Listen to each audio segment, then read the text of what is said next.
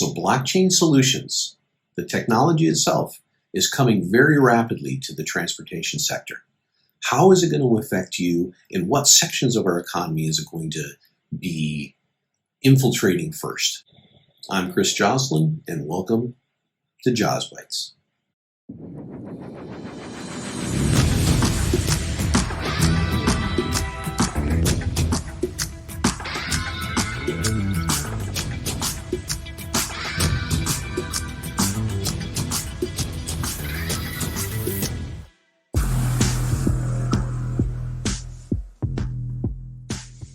So welcome back, everybody, to another edition of JOZ Bytes, number 29, I believe, episode number 29. My name is Chris Joslin. I am your host for the day. And as always, we are sponsored by iLevelLogistics.com, coming across your screen probably at this very moment. It's an aggregation and curation site meant for people like yourself to take a few moments out of your busy schedule, look at the information, look at the industry indicators, watch a video or two, learn, understand more about the supply chain industry and transportation sector in general. Whether you're a driver out there on the road or whether you're sitting in a cubicle at a desk in the newly renovated office space that you're probably in, at least 6 feet from everyone else, we are very, very happy to have you aboard. And we look forward to you subscribing to our YouTube channel, listening to us on any number of one of the platforms for Apple Podcasts or Spotify, etc. The idea is that we're going to grow this community as transportation logistics supply chain professionals and as those that are outside the profession that can learn more about something that's integral to your lives today. So today we want to talk a little bit about blockchain solutions, blockchain technology. There's a lot of technical aspects to it. Really, from my personal standpoint and in the industry I'm in, blockchain technology is more about the quote-unquote smart contract element that is a part of how people are starting to do business today. For the last 100 years, the Industrial Revolution, and even previous to that, as the Industrial Revolution started, and into the information revolution that's here today, there has been a drive, a continual drive for efficiencies, a continual drive for platforms of standardization throughout in the industry itself or across a broad spectrum of industries, both from nation to nation and international. Today is no different. Maybe the complexities of it or the platforms used to do that are different, but ultimately it's about driving cost out of a system, driving efficiencies in, and minimizing or eliminating entirely, in some cases, the third-party elements in anything. Years and years ago, there became a lot of efficiencies in the manufacturing process, a lot of ERPs, enterprise resource programs and projects and processes that were put into place to gain more efficiencies, to make sure that every single widget that was being manufactured was being done in the most efficient and effective ways. You can be a Six Sigma black belt in efficiencies, or you can look at and read about quote-unquote the Toyota Way, which was a book and a process and established parameters of coming up with the most effective and efficient and cost-regulated ways to move about a manufacturing plant, to go from A to B in the most effective way to get a product from raw materials all the way to finished goods and into the consumer's hand. That's always going to be a driver. And technology is the main driver for those things today. And blockchain technology is kind of one of the main ways people are looking at in the future doing that. There's not a huge swath of people using this technology at this point. A lot of it is curtailed or captured within the cryptocurrency umbrella, if you will. But smart contracts, definitionally, are really part of a larger ecosystem, a fintech ecosystem, financial technologies.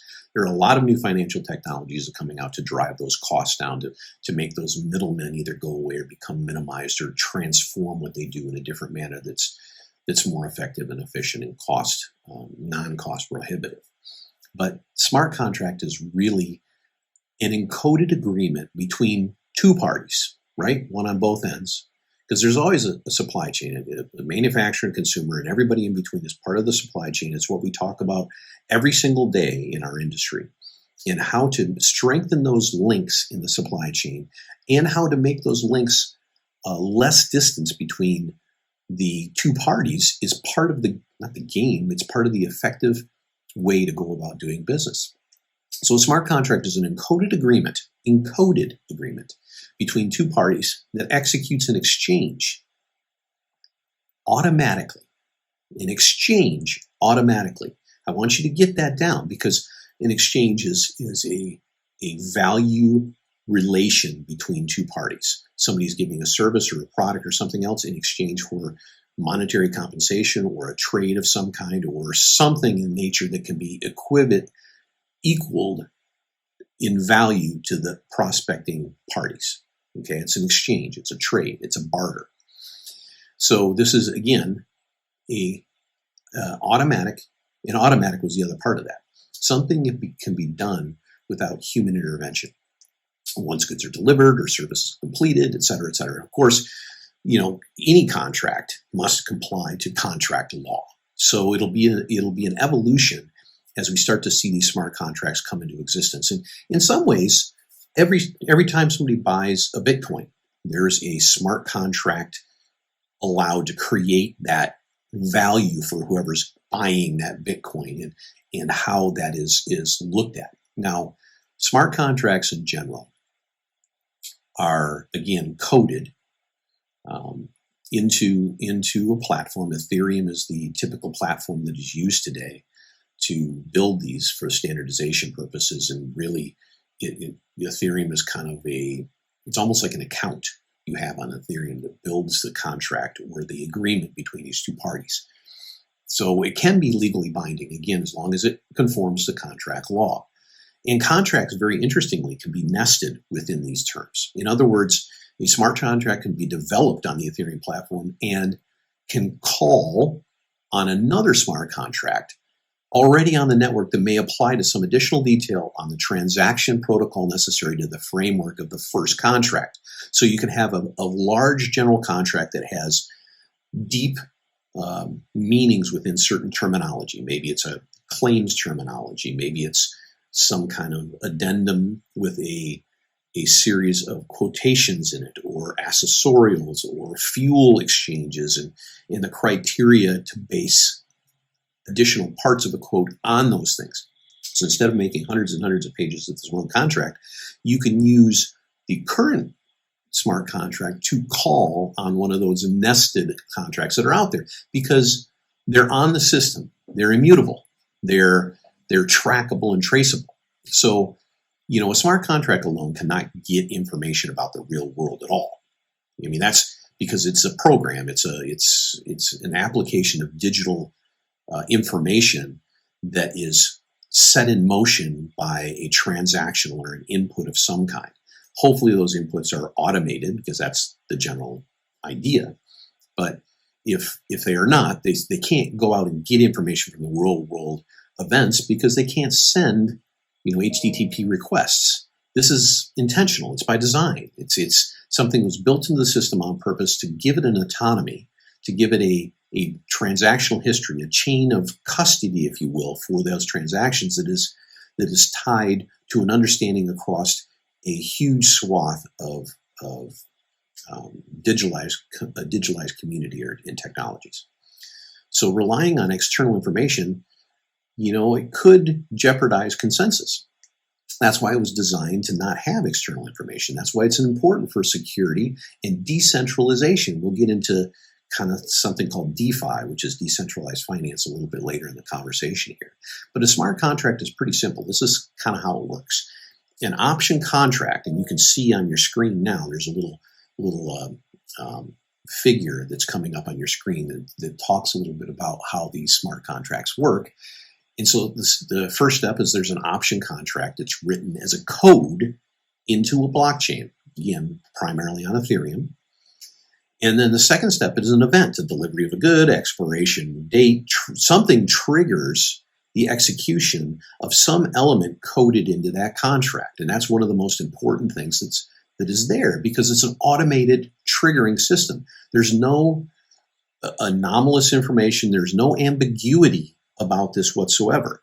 If A, B, and C happen, then a series of things are triggered, and at the end of the day, whoever is supplying A, B, and C and promised A, B, and C will be compensated for that with some like value that's determined between the two parties in the contract itself.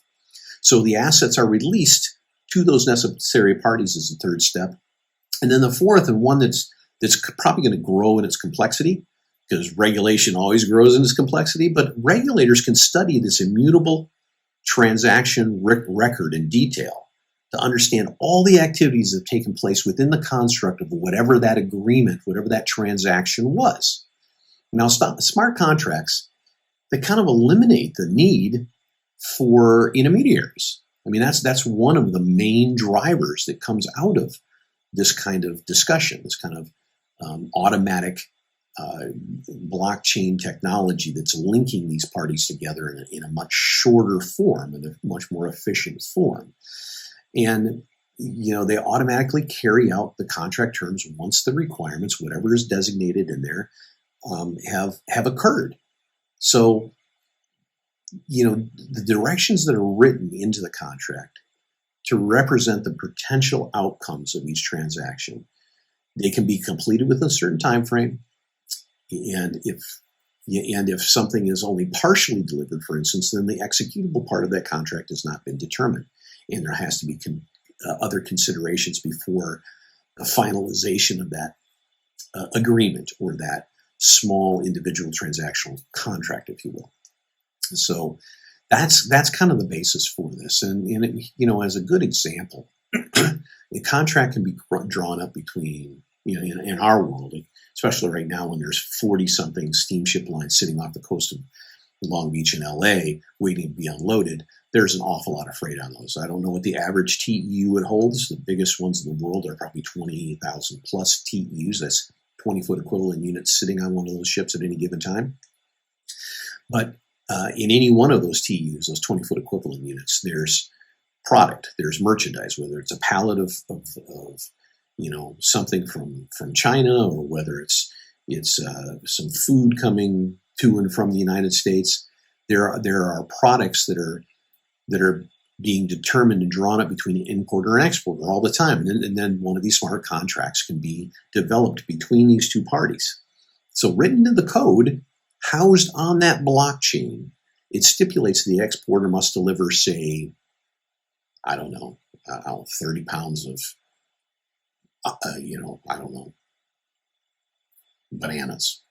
So built into this, housed on the blockchain smart contract, there's a stipulation that the exporter must, let's say it's going from Zhuhai, China to the port of LA. And there's an agreement via this smart contract on blockchain to deliver, some type of plastic, 30 pounds of this special plastic for signage or something like that, to an importer by a certain date. Well, the exporter delivers the goods on time and receives an automatic payment. Regulators then can use the blockchain to study the transaction, ensure that all the regulations, all the agreed upon certifications and imports and clearances and everything that needs to happen can be utilized and understood and backtracked and verified. That is what chain of custody is really all about. There's got to be a verification process. And maybe a more commonplace example, one that is great for people that aren't necessarily embedded into the transportation world, is a vending machine.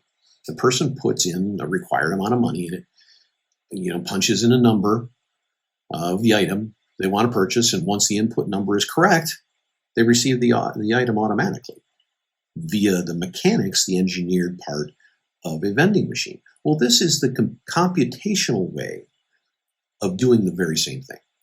A vending machine is designed to produce an automatic outcome if the buyer takes the required steps. Smart contracts are in place to create an automatic outcome in exchange of money, in exchange of value of some kind, based on the input from the user themselves. Thus, both parties are satisfied with the transaction. So, beyond vending machines, though, smart contracts are already in use. I'm just going to use maybe one example to think about right now, and then I'll go into maybe some of the markets that people are thinking about in terms of smart contracts. But there's a company called AXA. It's a French airline, not very big. They're using an application called Fizzy right now. And that's to automatically reimburse passengers whose flights are more than 2 hours late. That's it. So if there's a criteria that the smart contract, that Fizzy is the not initiator, but the component that reconciles both ends of this. If there is a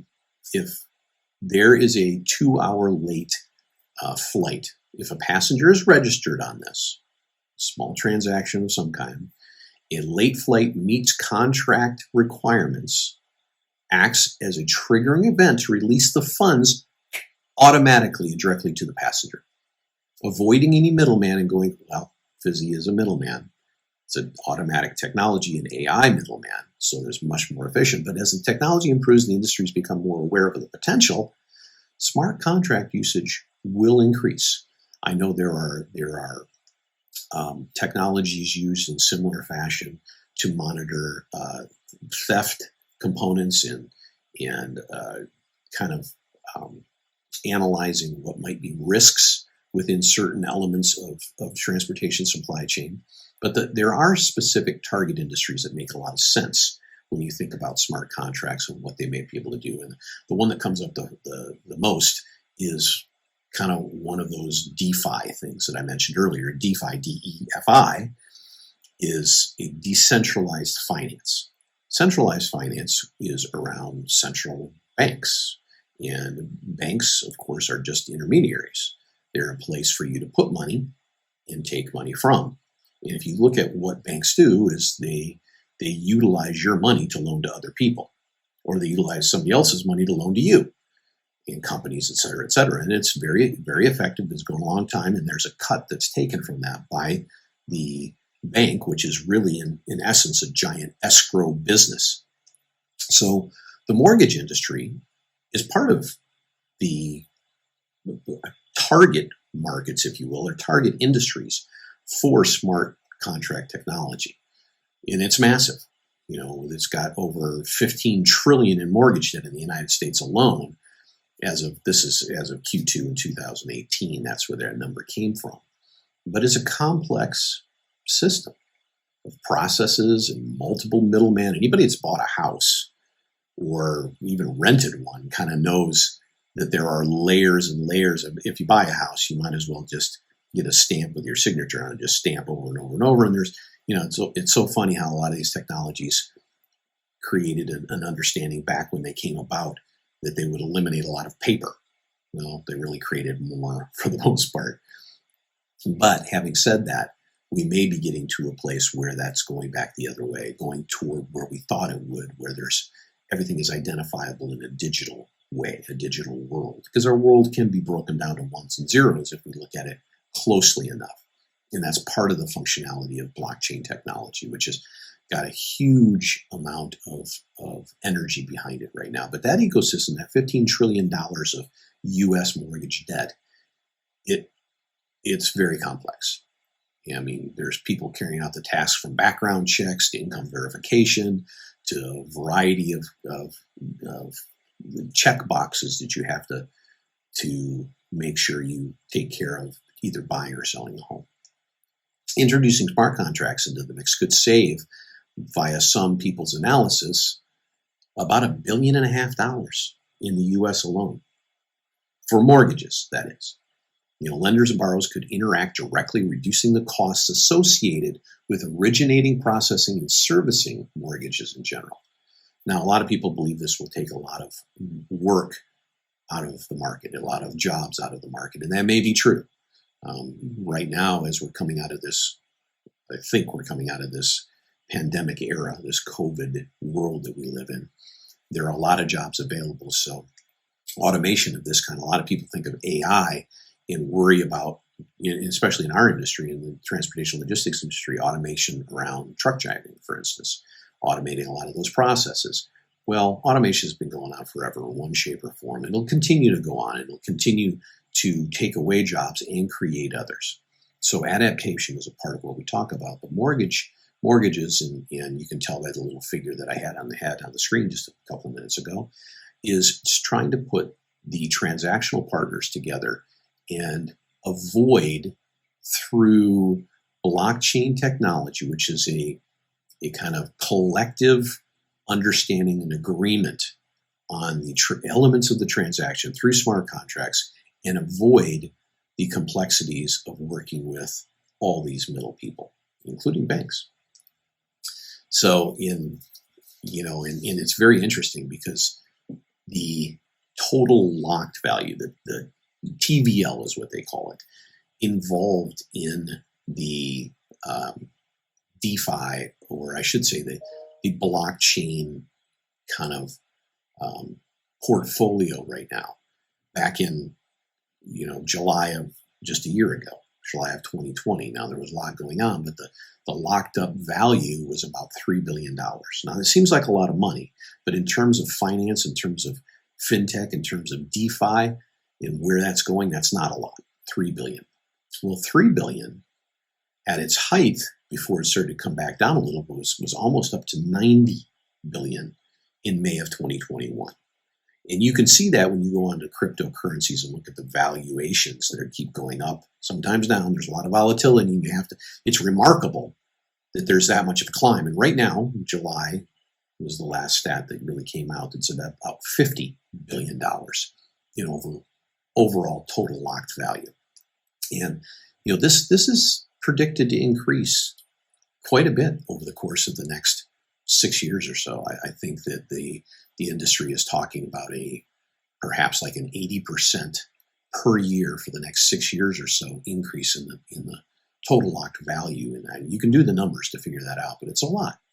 One of the other industries that people are looking at real close is the intellectual property aspect, the protection of that smart contracts can deal with. I mean, I hear commercials all the time, and this goes back to the mortgages a little bit, about locking in your signatures and your ownership of properties based on titleship, and how that can be something that criminals can get a hold of and use to their advantage with getting other loans, et cetera. Well, that kind of ties into this a little bit, but intellectual property is a very big deal, both locally, nationally, and internationally.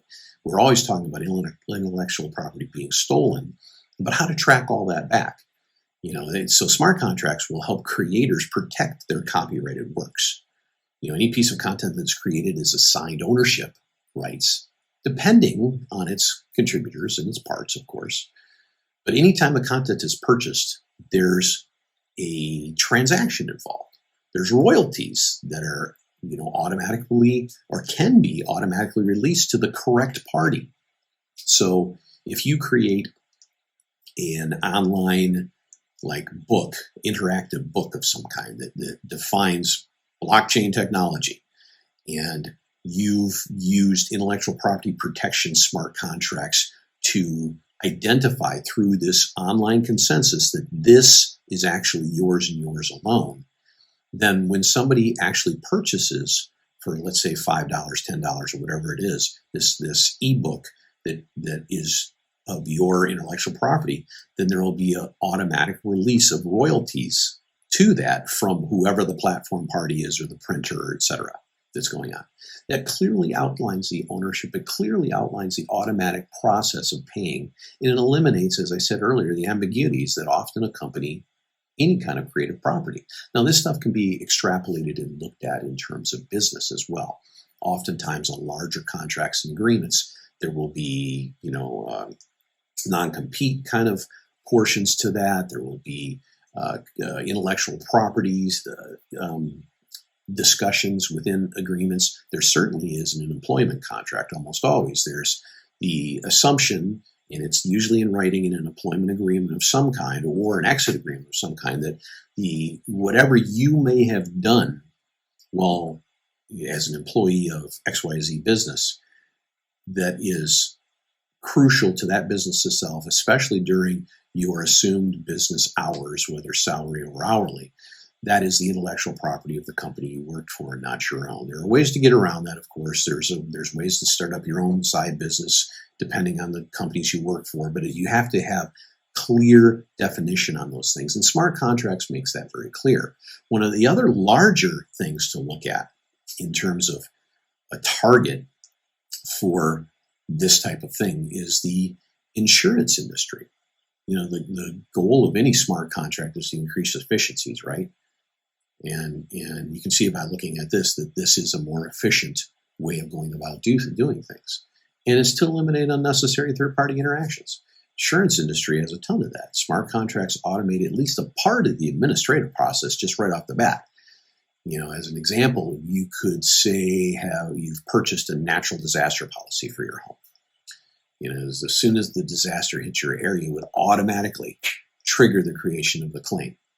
This would begin processing immediately, quickening the entire process and taking out of that kind of the assumed drag that is taken by human interaction to determine the type of disaster, where it's at. There's certain elements that would still have to be looked at very closely. But if it's a consensus smart contract and in the disaster says, if an earthquake happens here and it's of this magnitude, you're to be paid X, Y, and Z, then that's exactly what would happen. That's maybe a bad example, but I think you understand what I'm talking about. And of course, for our industry, the supply chain industry, import, export, domestic, there's a lot of different things that you can think of. Probably one of the best benefits of smart contracts is increasing transparency. Security and transparency are a couple of the main things involved when you have non-third-party held agreements, and they're transparent to anybody that wants to look at them properly. So there's no discussion about spinning what this says one way or another. It's very clear. If this switch is turned on and it meets the criteria for what's happening, then the transaction is complete, and now you are to be paid this amount of money or something along those lines. But one of the benefits of smart contracts is this transparency, transactional transparency. This is particularly useful in complicated import-exports where there's a DO, there's tariffs, there's all kinds of interesting international harmonics that need to be adjusted for and to, and there's different measurements from different countries that go on. Certainly the United States has different physical measurements of things, ways to weigh things. Certainly there's that, and there's a whole series of things on the supply chain side, especially in an international supply chain, that requires a modification of how there's an exchange of value across borders, ports, etc. So this has involved many stages and many parties, which is kind of right up the alley for efficiency and cost reduction in the supply chain in general.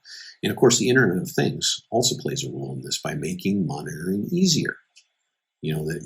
As the Internet of Things grows in its complexity, automating, I remember we said back a little while ago that you have to have some kind of outside input to sometimes key the status or the change or whatever triggers the smart contract allows for it to complete its overall transaction. Well, the Internet of Things can help us do that. It plays a role in this by making all this monitoring easier. Information gathered from the IoT connected devices is transmitted automatically in some kind of code to the blockchain, and that can trigger the coded event. So as you're doing inventory in a warehouse, for instance, and you scan the blank shelf, and it tells you there's 5 in there instead of 6, and it triggers an automatic reordering process, for instance. Those things have been going on for a long time, but the smart contracts make them even more efficient, more effective, and faster. Or you scan a box as it coming in from a truck or an international container, and that code goes into the inventory system as received. There's an automatic generation of a trigger within the smart contract between you and that party over in Germany, say, that shipped whatever that was over to you. And now they know automatically that there's a proof of delivery constituted by a scanner which is an Internet of Things, one of the things on the internet, right? That gives credence to the smart contract and automates this process. This is a great example. A good is transported from a warehouse to a ship. The ship system sends a confirmation of the receipt of the item in fine condition, which triggers the release of a payment to the manufacturer. These transactions right now can be extremely complicated, and the smart contract simply simplifies the process.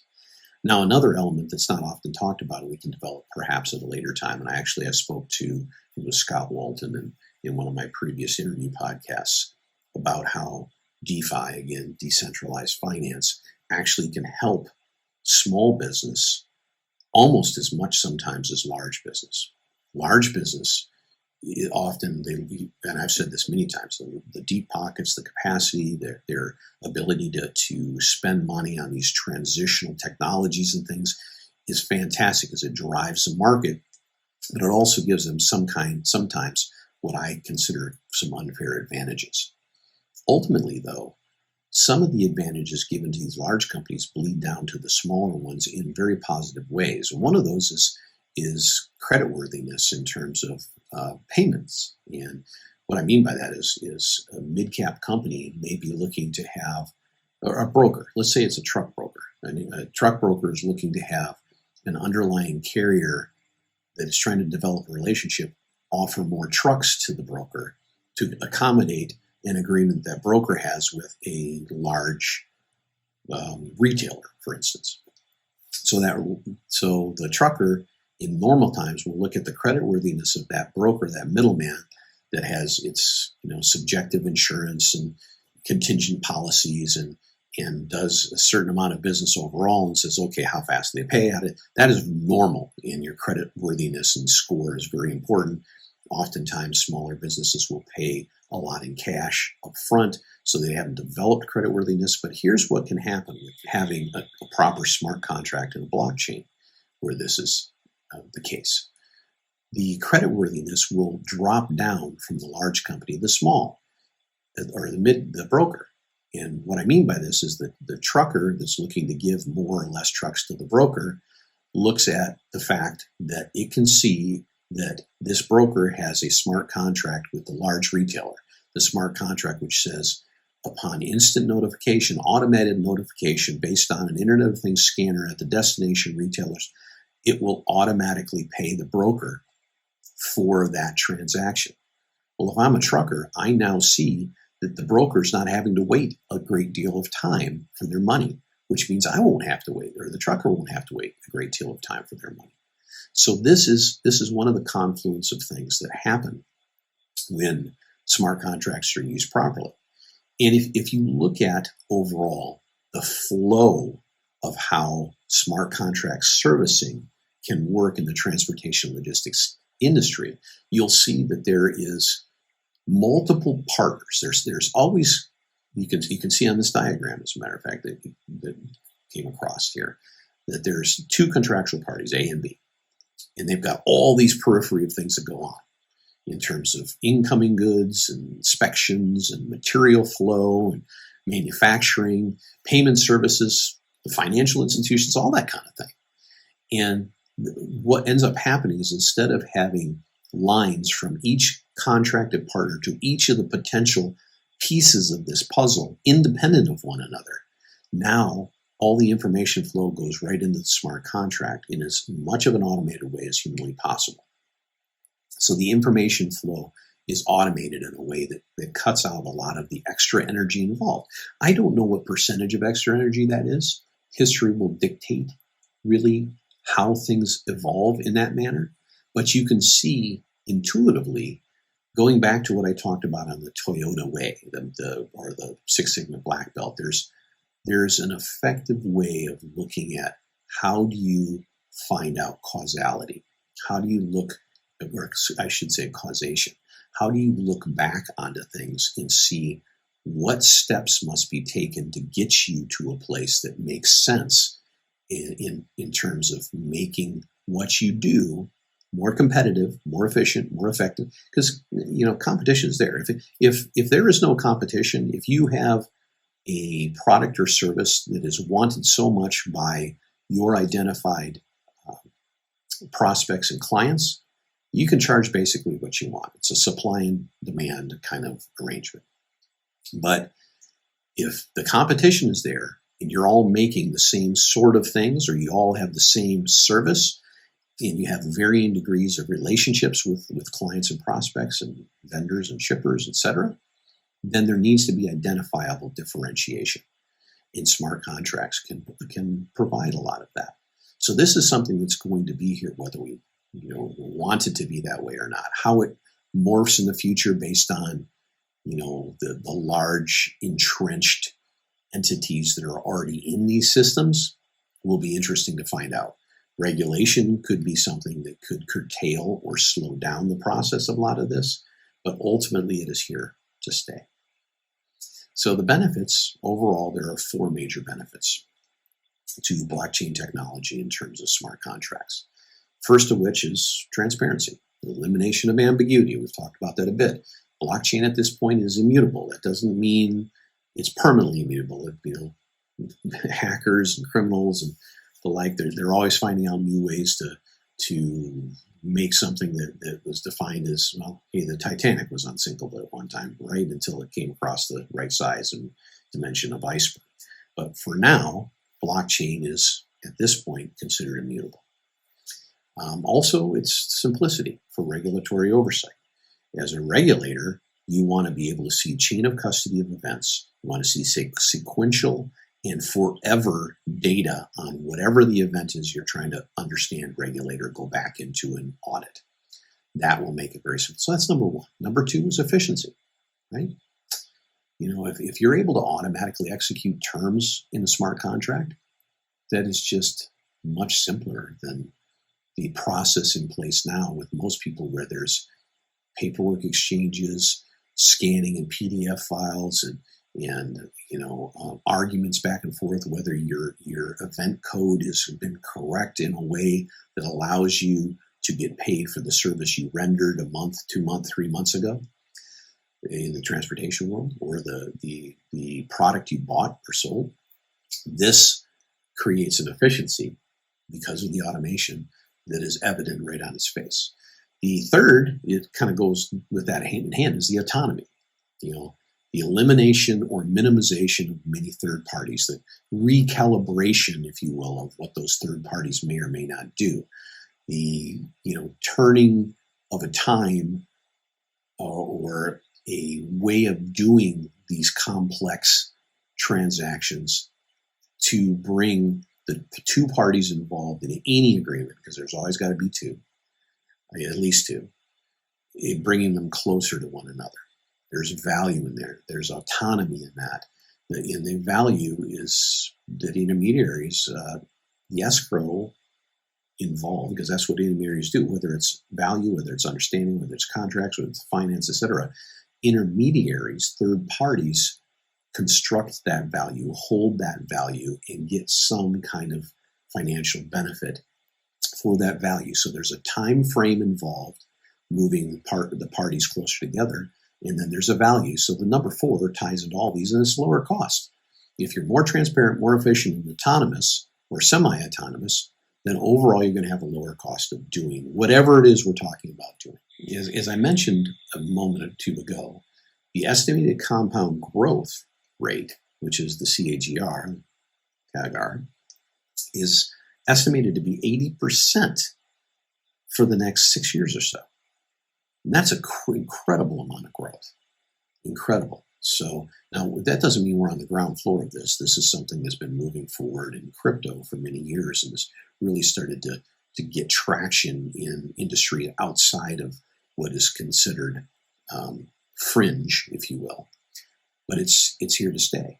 Now, and just as kind of a last thing, to kind of give you an idea of where things are going, MOBI, which is a nonprofit alliance of some of the world's largest vehicle manufacturers, along with startups, governments, and non-governmental agencies and interests, is coming together with basically Ford, Denso, and AWS, that's Amazon Web Services, They're among many the mobility and technology leaders collaborating with Mobi to roll out industry-wide, this is the automotive industry, industry-wide blockchain-based standards. They're looking to standardize things before things get too out of control, before we have, beta versus VHS kind of scenario in the future, right? And if you don't know what I'm talking about, Google it. So anyways, they want these standards to kind of ensure the sustainability of what we're talking about here. They don't want this to go away. They want to be able to use sustainable sourcing and tracking vehicle parts, EV batteries that are coming out, and is going to be a big thing, throughout production, use, maintenance, end of life, returns, all that kind of stuff, repairs, aftermarket, add-ons.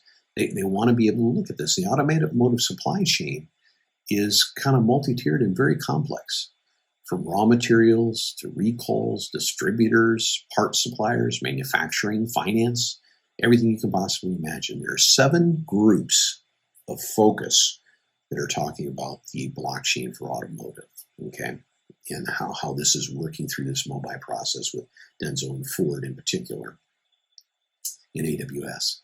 And so they're looking at business process management, the manufacturing part of what we do, or what they do, parts traceability and recall management. So when things go wrong, they're going to be able to, if there's a crack in the, whatever, the engine block, they can get that back. Consumption itself, which is the consumer buying and tracking all that, the ethical sourcing and sustainability. That's a big thing today, because a lot of the materials sourced, we have to get smarter about how we source them. We have to source them from countries and populations that are not driving social things that are not wanted by the manufacturers. You want to be able to source things in a way, it's kind of like the old arguments with a lot of diamond sourcing. You want to get South African diamonds, which are considered quote unquote blood diamonds, or you want to source them somewhere else. You want to manufacture diamonds, all that kind of thing. That's just as an example, but it is a pretty good example when you talk about ethical sourcing and sustainability, but because it's a balance. You want to get it from the right place and the good people that are digging out the raw materials you need, but you want that to be sustainable. You don't want it to be something that's gone in 5 minutes. And of course, the big one I'm always interested in is the transportation logistics side. There's so many elements to that involved in the supply chain for automotive that it has to use smart contracts to the right degree to make that happen. And of course, finally, the 7th, and probably the one we're all in business to make sure happens, is the finance and payment side. All of these things, using blockchain and the technologies we're talking about, can create the ability to do that. Now, those are the items, and I put across the screen a few seconds ago kind of what automotive can look like in terms of cases, and in terms of the possible use cases for the smart vehicles, the regulatory transparency, for environmental theft prevention, all kinds of automation, document and title transfer, insurance platforms, you name it. That can be a part of it. Now, I wanted to finish up with this particular podcast and video because we are transportation oriented. We look and dive into all kinds of different aspects of the world today and what we're up to and what we're doing and what's best for everybody, et cetera. But the blockchain, as we've defined it today, and I know we're at the 10,000 foot view and there's not a lot of detail for something like this, but really there's a lot of people believe this is going to impact a huge amount of businesses. But in the supply chain side and supply chain management, they're really looking at some kind of primary things that it should be able to impact. And one of the most important, I think, is transaction settlement. One way, shape, or form, somebody's service is offered and needs to be settled in a way that's more consistent with. A lot of people are going to looking at prepaid situations based on supply and demand, et cetera. But for the most part, that's not the case in supply chain transportation. But there needs to be the ability to get paid for doing your job. And that's number one. Audit transparency is fantastic because everybody wants to audit everybody about everything.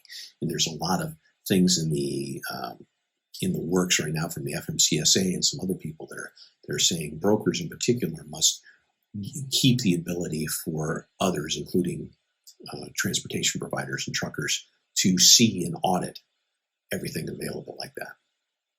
Accurate costing information can be tracked this way.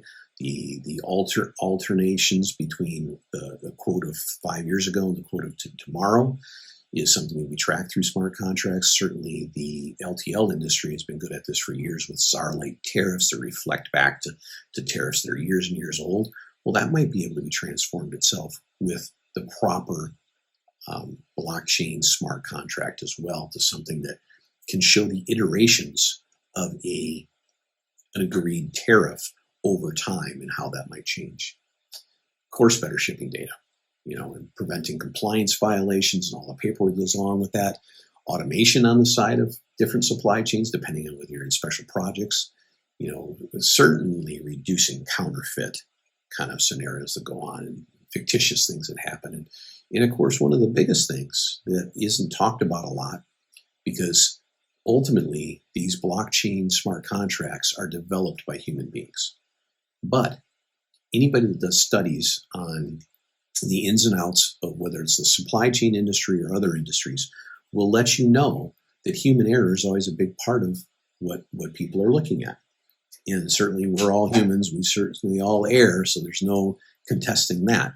So as we drive efficiencies and come up with solutions that create additional automations, that we're going to only benefit from that situation.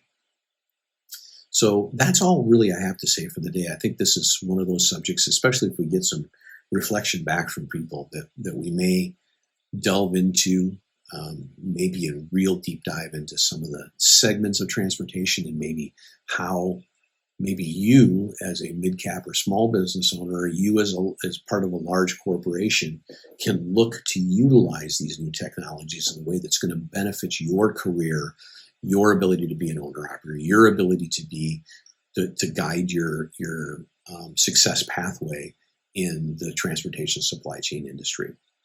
So we invite you, as always, to jump on YouTube, watch this video, be part of iLevelLogistics.com. Come to us, subscribe, get the daily, get the industry indicators coming to you via email every single day of the week. Some great audios and videos, some curated information, all on that website, and all on different audio platforms for our podcasts, etc. Be part of the community. Be part of the transition of people that need to understand and learn that the supply chain industry is part of their lives, an important one. So thanks again, and we'll see you very soon.